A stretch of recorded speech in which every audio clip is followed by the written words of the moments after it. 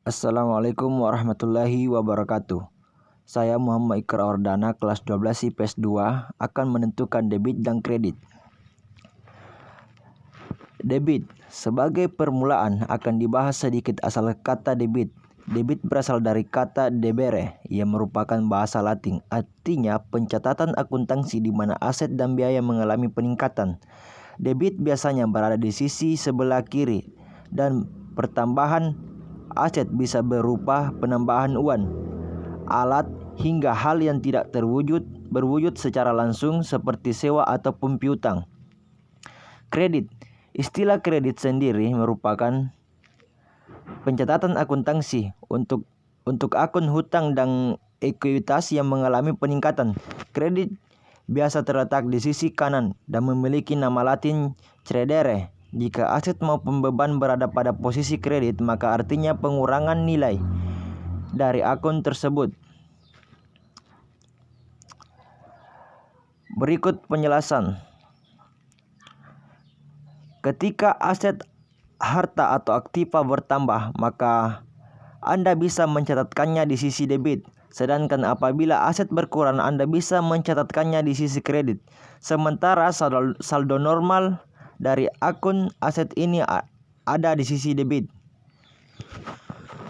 Untuk utang atau kewajiban bersifat kebalikan dari akun aset, di mana saat utang bertambah, maka Anda mencatatkannya di sisi kredit. Sedangkan jika utang berkurang, maka dicatat di sisi debit. Saldo normal dari akun utang ini ada di sisi kredit. Selanjutnya adalah akun modal, yang sifatnya sama dengan akun utang. Apabila modal bertambah, maka dicatat di sisi kredit. Sementara saat modal berkurang, dicatat di sisi debit. Untuk akun modal, saldo normalnya adalah sisi kredit. Tak berbeda dengan akun pendapatan yang juga sama dengan akun utang maupun akun modal. Apabila pendapatan bertambah, dicatat di sisi kredit. Sementara jika pendapatan berkurang, maka dicatat di sisi debit. Saldo normal untuk akun pendapatan ini berada di sisi kredit. Untuk akun beban, pencatatan sama dengan harta atau aktiva, di mana saat beban bertambah, maka dicatat di sisi debit. Sementara saat beban berkurang, Anda bisa mencatatkannya di sisi kredit. Untuk akun beban, saldo normal berada di sisi debit. Contoh penentuan debit kredit dalam transaksi. Tanggal 1 September 2017, Tuan David menyerahkan kas sebesar 15 juta rupiah sebesar modal pertamanya. Analisa: kas bertambah, modal bertambah. Berpedoman dari bagan penentuan debit kredit, maka kita akan mencatat jurnalnya sebagai berikut.